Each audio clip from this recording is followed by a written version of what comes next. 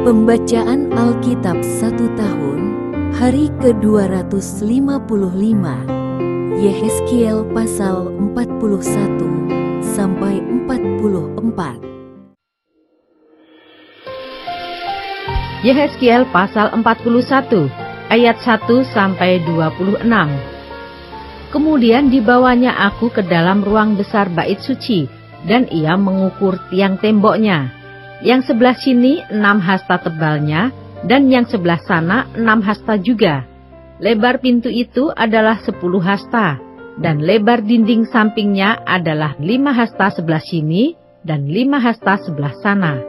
Panjang ruang besar diukur juga, 40 hasta dan lebarnya 20 hasta.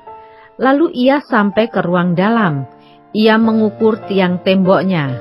Tebalnya 2 hasta, dan lebar pintu sendiri 6 hasta, dan lebar dinding sampingnya 7 hasta sebelah sini, dan 7 hasta sebelah sana.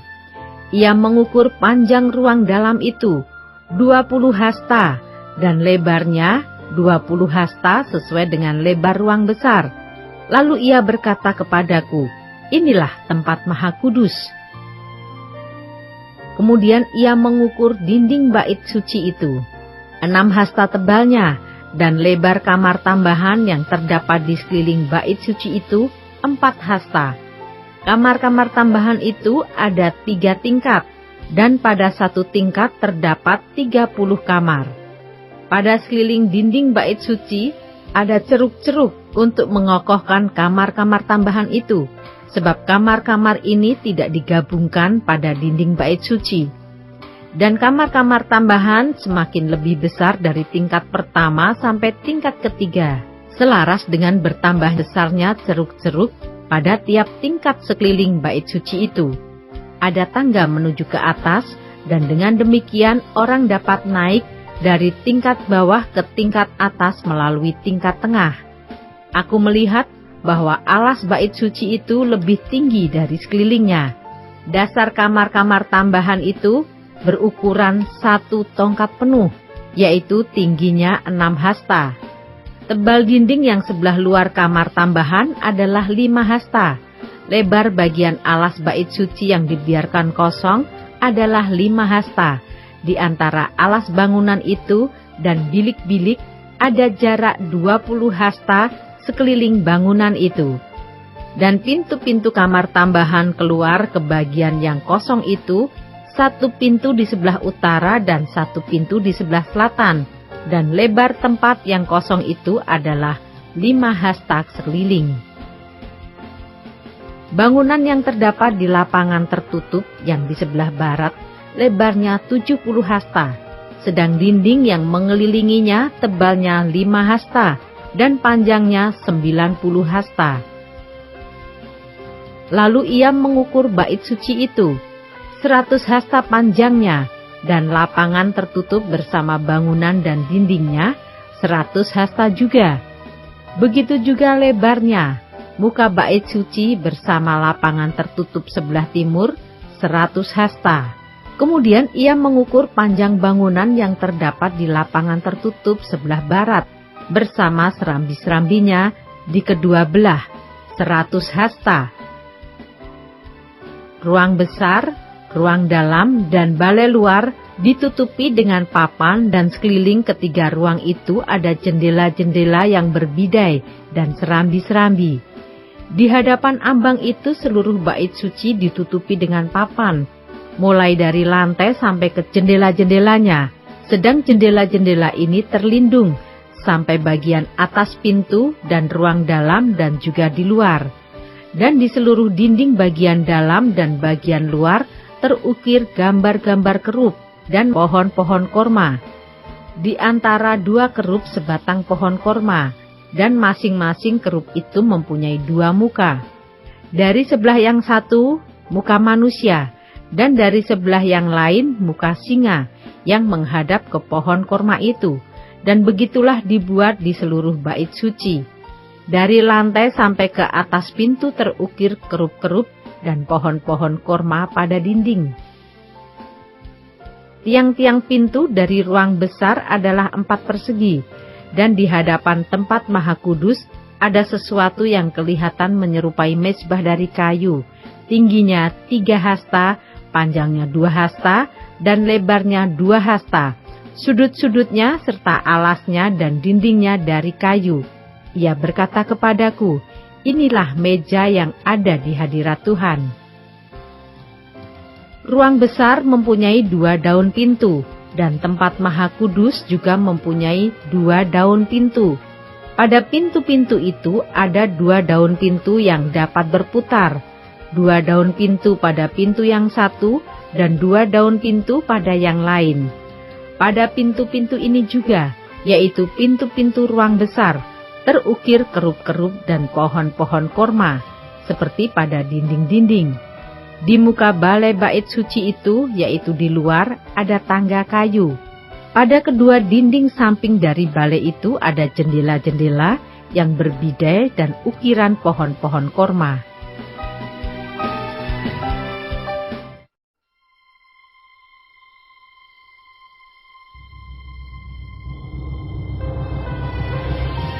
Yehezkiel pasal 42, ayat 1-14. Bilik-bilik untuk imam-imam. Lalu diiringnya aku ke pelataran luar bagian utara, dan dibawanya aku ke bilik-bilik sebelah utara yang berhadapan dengan lapangan tertutup dan berhadapan dengan bangunan yang di ujung barat. Panjang bangunan bilik-bilik itu di sebelah utara ialah 100 hasta, dan lebarnya 50 hasta. Berhadapan dengan yang 20 hasta dari pelataran dalam, dan berhadapan dengan lantai batu yang terdapat di pelataran luar. Ada serambi yang berhadap-hadapan dan yang bertingkat 3. Di depan bilik-bilik itu ada gang menuju ke dalam yang lebarnya 10 hasta dan panjangnya 100 hasta, dan pintu-pintu masuknya adalah di sebelah utara. Bilik-bilik di tingkat atas adalah lebih kecil dari bilik-bilik di tingkat bawah, dan tingkat menengah dari bangunan itu, oleh karena serambi-serambi itu memakan lebih banyak tempat dari bilik-bilik itu. Sebab bilik-bilik itu bertingkat 3 dan tidak mempunyai tiang-tiang seperti yang ada di pelataran luar. Itulah sebabnya bilik-bilik atas lebih kecil dari bilik-bilik bawah atau tengah. Di luar ada tembok yang sejajar dengan barisan bilik-bilik, berdekatan dengan pelataran luar, dan terdapat di hadapan bilik-bilik, panjangnya 50 hasta. Sebab barisan bilik yang berbatasan dengan pelataran luar, panjangnya adalah 50 hasta, tetapi barisan bilik yang berbatasan dengan bait suci, panjangnya 100 hasta. Di bagian bawah bilik-bilik ini terdapat pintu masuk dari jurusan timur, kalau orang dari pelataran luar ingin masuk ke dalamnya. Dan pintu itu terdapat pada pangkal tembok luar. Di sebelah selatan di hadapan lapangan tertutup itu, dan di hadapan bangunan yang di ujung barat, ada juga bilik-bilik dan di depannya ada gang. Bilik-bilik ini serupa dengan bilik-bilik yang di sebelah utara, panjangnya dan lebarnya, pintu-pintu keluar dan rancangannya. Seperti pintu-pintu masuk di sebelah utara, begitulah pintu-pintu masuk bilik-bilik yang di sebelah selatan. Ada juga pintu pada pangkal jalan yang melintang di sisi tembok, yaitu pintu dari jurusan timur, kalau orang ingin masuk ke dalam bilik-bilik. Lalu ia berkata kepadaku, bilik-bilik yang di utara dan bilik-bilik yang di selatan, yang menghadap ke lapangan tertutup, itulah bilik-bilik kudus, di mana imam-imam yang mendekat kepada Tuhan memakan persembahan-persembahan Maha Kudus. Di sana mereka akan menaruh persembahan-persembahan Maha Kudus, korban sajian, korban penghapus dosa, dan korban penebus salah, sebab tempat itu kudus. Kalau para imam masuk ke tempat kudus, mereka tidak akan keluar ke pelataran luar sebelum mereka menanggalkan pakaian mereka di sana, yang dipakainya waktu menyelenggarakan kebaktian, sebab pakaian-pakaian itu adalah kudus. Mereka harus memakai pakaian yang lain, barulah mereka boleh datang ke tempat umat Tuhan.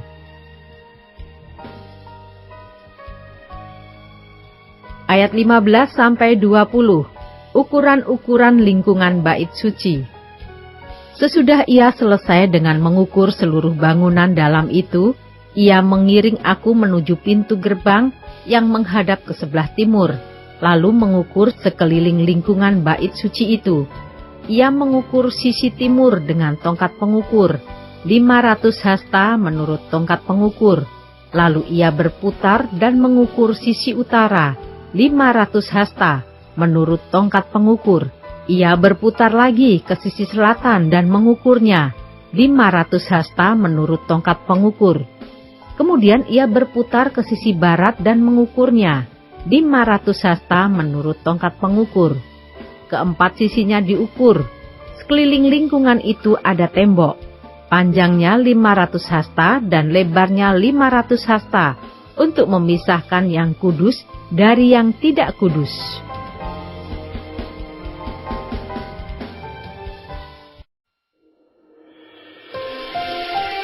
Yehezkiel pasal 43 ayat 1-12. Tuhan kembali ke bait suci dalam kemuliaan. Lalu dibawanya aku ke pintu gerbang, yaitu pintu gerbang yang menghadap ke sebelah timur. Sungguh kemuliaan Allah Israel datang dari sebelah timur, dan terdengarlah suara seperti suara air terjun yang menderu, dan bumi bersinar karena kemuliaannya. Yang kelihatan kepadaku itu adalah seperti yang kelihatan kepadaku ketika ia datang untuk memusnahkan kota itu, dan seperti yang kelihatan kepadaku di tepi sungai Kebar, maka aku sembah sujud. Sedang kemuliaan Tuhan masuk di dalam bait suci melalui pintu gerbang yang menghadap ke sebelah timur. Roh itu mengangkat aku dan membawa aku ke pelataran dalam. Sungguh bait suci itu penuh kemuliaan Tuhan. Lalu aku mendengar dia berfirman kepadaku dari dalam bait suci itu. Orang yang mengukur bait suci itu berdiri di sampingku. Dan ia berfirman kepadaku, "Hai anak manusia, inilah tempat tahtaku, dan inilah tempat tapak kakiku. Disinilah aku akan diam di tengah-tengah orang Israel untuk selama-lamanya, dan kaum Israel tidak lagi akan menajiskan namaku yang kudus, baik mereka maupun raja-raja mereka, dengan persundalan mereka, atau dengan mayat raja-raja mereka yang sudah mati. Juga tidak dengan meletakkan ambang pintu mereka dekat ambang pintuku, atau mendirikan tiang-tiang pintu mereka dekat tiang-tiang pintuku, sehingga hanya dinding yang memisahkan aku dari mereka. Mereka menajiskan namaku yang kudus dengan perbuatan-perbuatan mereka yang keji. Maka dari itu, aku menghabiskan mereka dalam amarahku. Sekarang mereka akan menjauhkan ketidaksetiaan mereka dan mayat raja-raja mereka daripadaku, dan aku akan diam di tengah-tengah mereka untuk selama-lamanya. Maka engkau, hai anak manusia, terangkanlah kepada kaum Israel tentang bait suci ini, agar mereka menjadi malu melihat kesalahan-kesalahan mereka, juga bagaimana bait suci itu kelihatan dan rancangannya. Dan kalau mereka merasa malu melihat segala sesuatu yang dilakukan mereka, gambarlah bait suci itu, bagian-bagiannya, pintu-pintu keluar dan pintu-pintu masuknya, dan seluruh bagannya. Beritahukanlah kepada mereka segala peraturannya dan hukumnya, dan tuliskanlah itu di hadapan mereka, agar mereka melakukan dengan setia segala hukumnya dan peraturannya. Inilah ketentuan mengenai bait suci itu. Seluruh daerah yang di puncak gunung itu adalah maha kudus. Sungguh inilah ketentuan mengenai bait suci itu.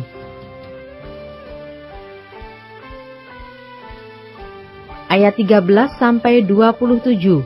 Ukuran-ukuran mezbah dan pentahbisannya. Inilah ukuran-ukuran mezbah itu dalam hasta, yaitu hasta yang setapak tangan lebih panjang dari hasta biasa. Paritnya adalah 1 hasta dalamnya dan 1 hasta lebarnya, dan sekeliling parit itu ada tepi yang tingginya 1 jengkal. Dan inilah tinggi mezbah itu. Dari parit yang di dalam tanah sampai jalur keliling yang terbawah adalah 2 hasta, dan lebar jalur keliling itu adalah 1 hasta. Dari jalur keliling yang terbawah sampai jalur keliling yang di atas ada 4 hasta, dan lebar jalur keliling itu 1 hasta juga. Tempat perapian itu adalah 4 hasta tingginya, dan dari tempat perapian itu muncul ke atas 4 tanduk. Tempat perapian itu panjangnya 12 hasta, dan lebarnya 12 hasta, jadi 4 persegi.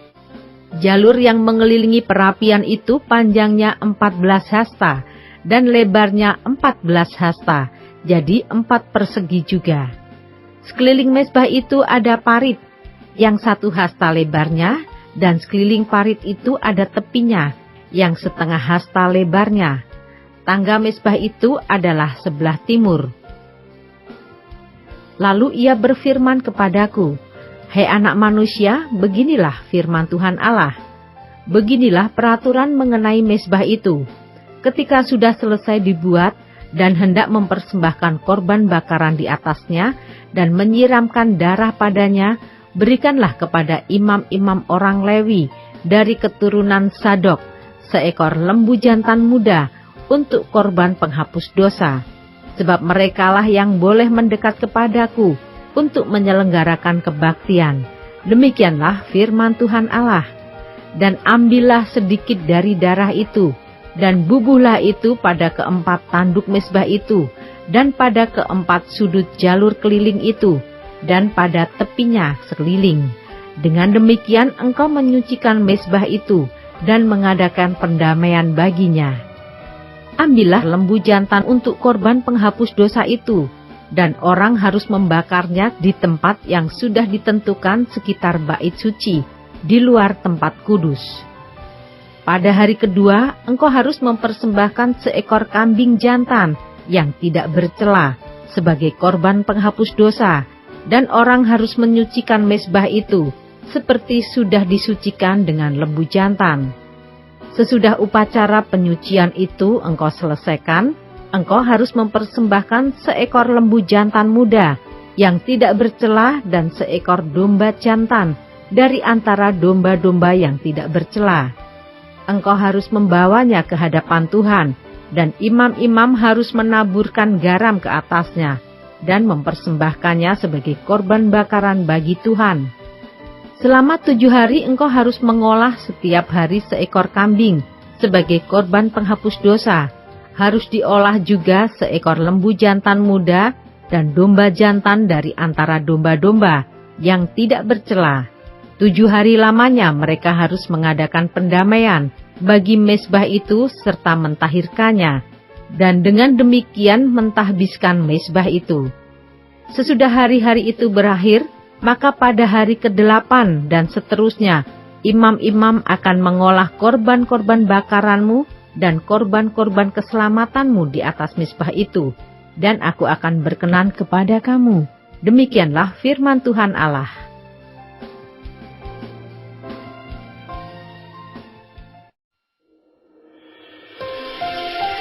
Yehezkiel pasal 44 ayat 1-3. Pintu gerbang timur yang tertutup.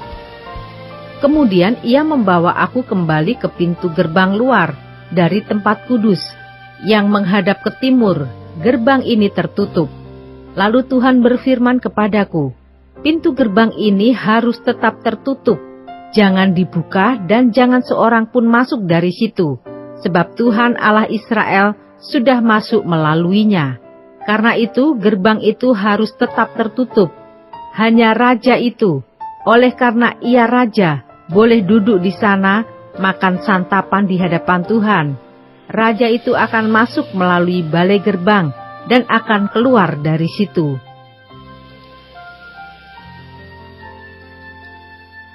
Ayat 4-31. Petunjuk-petunjuk mengenai kebaktian dan imam-imam. Lalu dibawanya aku melalui pintu gerbang utara ke depan bait suci. Aku melihat, sungguh rumah Tuhan penuh kemuliaan Tuhan, maka aku sujud menyembah.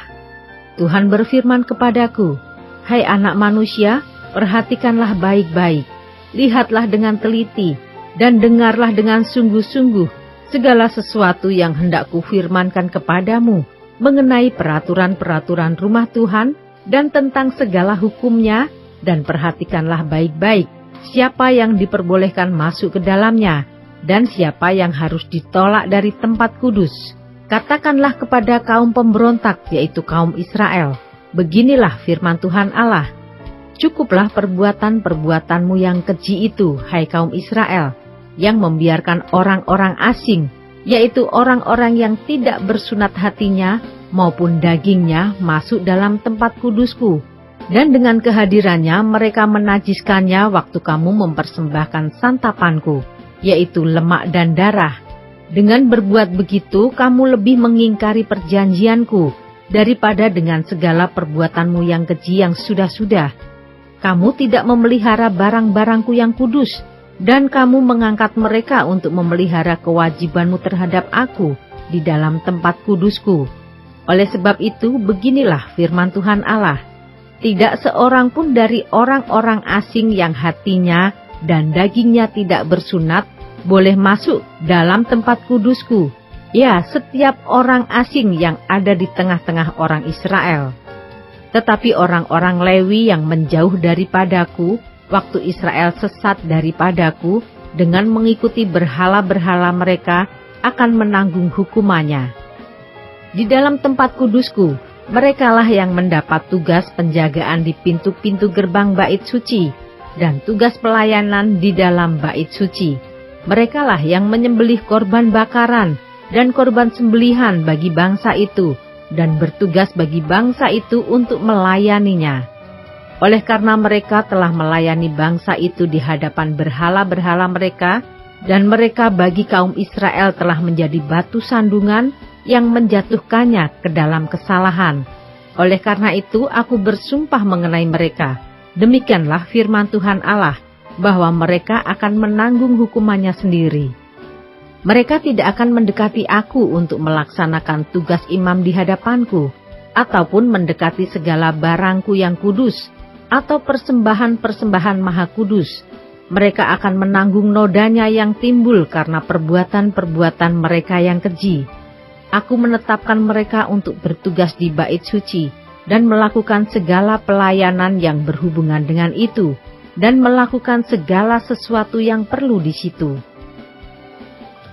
Tetapi mengenai imam-imam orang Lewi dari Bani Sadok yang menjalankan tugas-tugas di tempat kudusku, waktu orang Israel sesat daripadaku, merekalah yang akan mendekat kepadaku untuk menyelenggarakan kebaktian dan bertugas di hadapanku untuk mempersembahkan kepadaku lemak dan darah. Demikianlah firman Tuhan Allah. Merekalah yang akan masuk ke dalam tempat kudusku dan yang akan mendekati mejaku untuk menyelenggarakan kebaktian, dan mereka akan menjalankan tugasnya terhadap aku. Maka kalau mereka hendak masuk dari pintu-pintu gerbang pelataran dalam, mereka harus mengenakan pakaian lenan.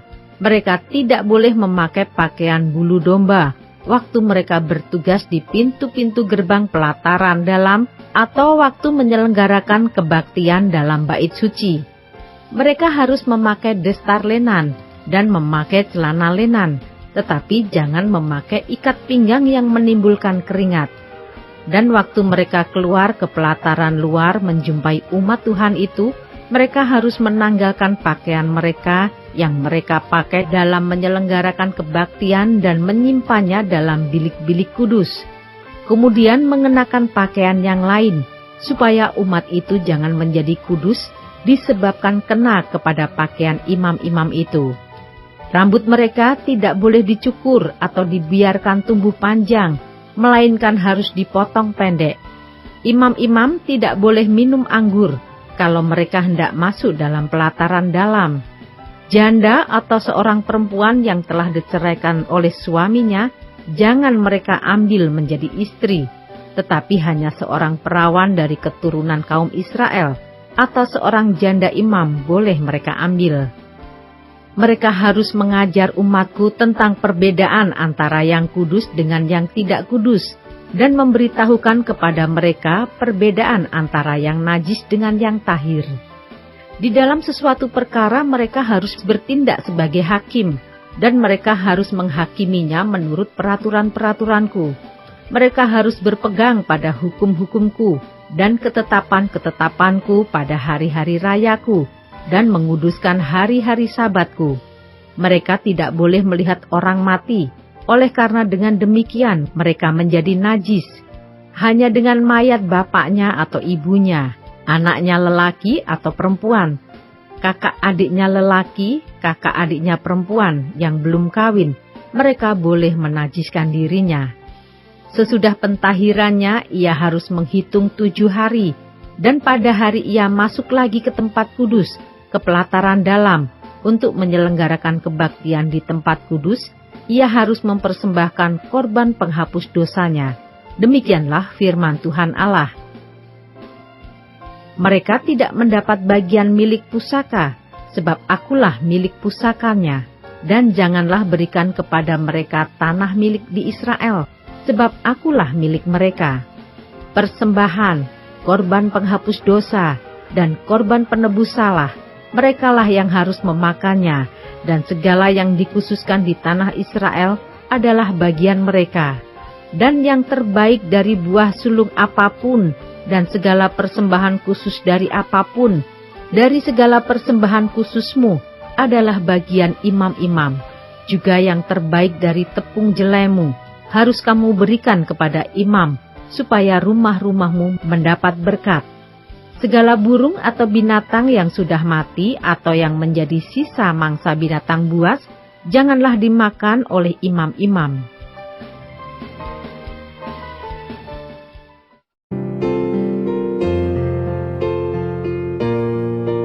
Demikianlah pembacaan Alkitab 1 tahun di hari ke-255.